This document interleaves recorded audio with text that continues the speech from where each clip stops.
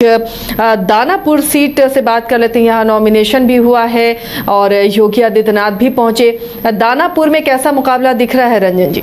बिल्कुल hot seat जो है वो हो चुका है दानापुर, क्योंकि इस सीट पर देखिए और इसका महत्व देखिए कि योगी आदित्यनाथ खुद जो है रामकृपाल यादव के नॉमिनेशन में आए हैं। दूसरी तरफ अगर आप आरजेडी कैंडिडेट रीतलाल यादव की बात कीजिए तो वो सीधे जेल से जो है नॉमिनेशन के लिए आए थे और फिर उन्होंने नॉमिनेशन यहाँ पर आकर किया और रामकृपाल यादव पर जो है उन्होंने शब्दों के बाण चलाए और कहा कि आरजेडी में रहे हैं, सांसद का चुनाव लड़ते हैं, अब विधायक का चुनाव लड़ेंगे, महासचिव भी यही बनते हैं, तो क्या सब कुछ इन्हीं को चाहिए।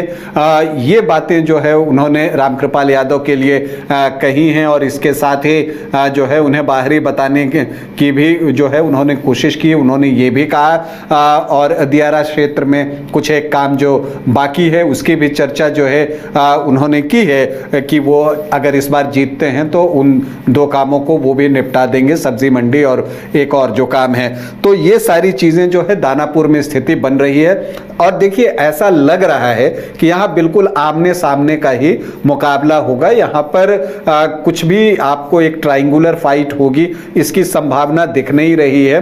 चूंकि दो जो प्रत्याशी हैं और रामकृपाल यादव के बारे में तो हम सभी जानते हैं, बहुत लंबा एक्सपीरियंस है राजनीति में, उनकी अपनी लोकप्रियता है और खास करके दानापुर क्षेत्र में जो है उनकी लोकप्रियता बहुत अच्छी है। इसलिए भी बता रहा हूं कि जब अभी यहां पर पाटलिपुत्र लोकसभा चुनाव हो रहा था तो उसमें मीसा भारती से हार गए थे चुनाव रामकृपाल यादव पाटलिपुत्र लोकसभा का, लेकिन जहां तक दानापुर विधानसभा क्षेत्र की बात है यहां पर रामकृपाल यादव ने 11,870 वोटों की लीड हासिल की थी। मतलब कि ये उनका क्षेत्र रहा है और उनका स्ट्रांग होल्ड रहा है और इसीलिए रामकृपाल यादव के नाम की घोषणा जब हो गई तो फिर यहां पर रीतलाल यादव को जो है वो उतारना पड़ा है। तो अब ये बातें जो है आप देखिए कि आरजेडी से रीतलाल यादव, बीजेपी ने आशा देवी का टिकट जो है वो काटा है, अब उनकी जगह रामकृपाल यादव यहाँ पर चुनावी मैदान में उतरेंगे। दानापुर हमेशा से हॉट सीट रही है, वीआईपी सीट रही है। लालू प्रसाद यादव जो है वो यहाँ से विधायक चुने गए हैं, वो जो है कि 2 बार यहाँ के विधायक रहे। इसके अलावा शेरे बिहार राम लखन सिंह यादव ने भी इस क्षेत्र का 1977 में प्रतिनिधित्व किया है। तो ये सीट जो है बहुत दिलचस्प है और यादव बहुल सीट है ये, इसीलिए आप देखिए कि दोनों तरफ से यादव कैंडिडेट ही आपको यहां पर दिखेंगे और इस बार इस सीट का जो इंपॉर्टेंस है वो बीजेपी के लिए भी बहुत ज्यादा है। उसको एक ये संभावना दिख रही है कि रामकृपाल यादव के सहारे वो इस सीट की वापसी कर सकता है अपने लिए। तो दूसरी तरफ आरजेडी इस सीट को बनाए रखे, यही वजह है कि तेजस्वी यादव ने जो है वो रीतलाल यादव को फिर से टिकट सौंप दिया और वो जो है जेल से आकर उन्होंने नॉमिनेशन भी कर दिया है। अब अगर आप यहाँ के जातीय समीकरण को देखें कि ये कैसा है जातीय समीकरण, तो यहां पर आपको दिखेगा कि जो एससी वोटर्स हैं वो 11.88% हैं, यादव 22 से 24% के आसपास हैं और जो मुस्लिम वोटर्स हैं वो 5.9 मतलब कि लगभग 6% के आसपास हैं। तो जो एमवाई का समीकरण बनता है वो 29 से 30% का बनता है और जो अदर ओबीसी ईबीसी हैं यहाँ पर वो 13 से 15% हैं, जो कि एक बड़ा इंपैक्ट डालते हैं यहाँ के चुनाव पर। लेकिन सामान्य जाति के वोटर्स की संख्या भी बहुत अच्छी है। राजपूत 4.5 से 5%, भूमिहार 6 से 7%, ब्राह्मण 2 से 3% और कायस्थ भी 3 से 4% हैं।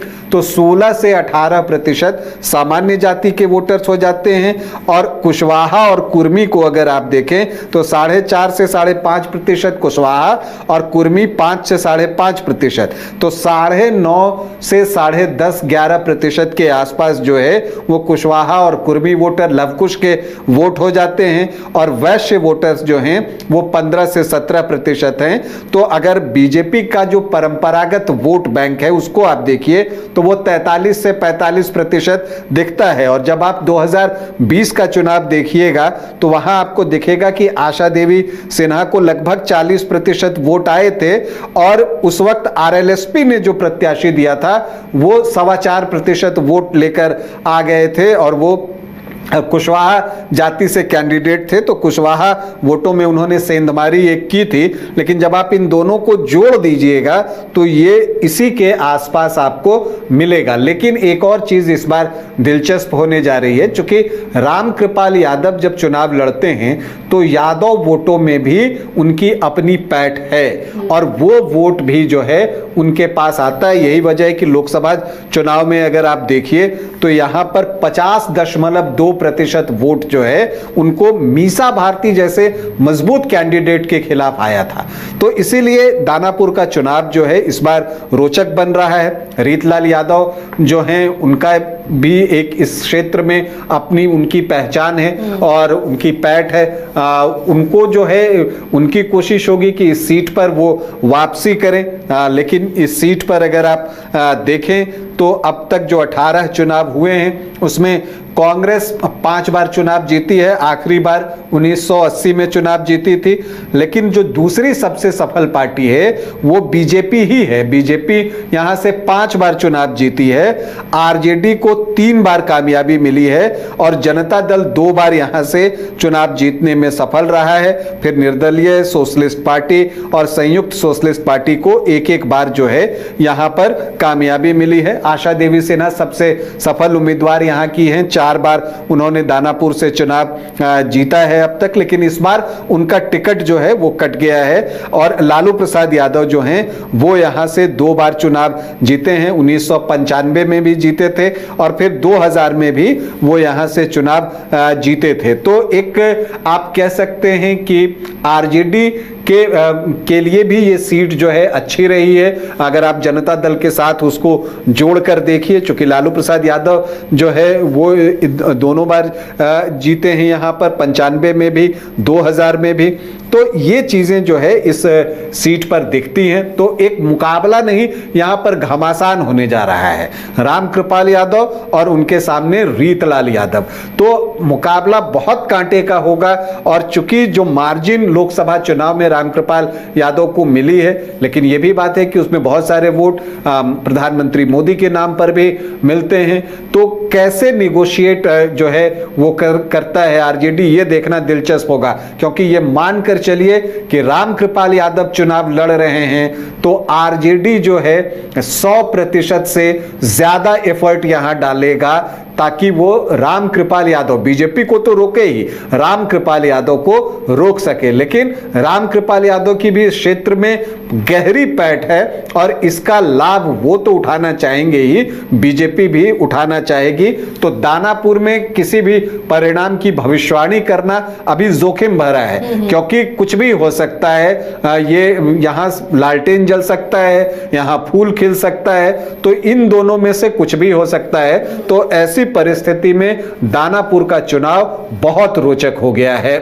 तो ये दानापुर का चुनाव क्यों रोचक बन रहा है वो आपने जाना है। इस बार विधानसभा की तमाम सीटें जो बिहार की हैं वो काफ़ी दिलचस्प हैं, और जनसुराज के कैंडिडेट भी कई सीटों पर ट्रायंगुलर फाइट बनाने की कोशिश करते हुए नजर आएंगे।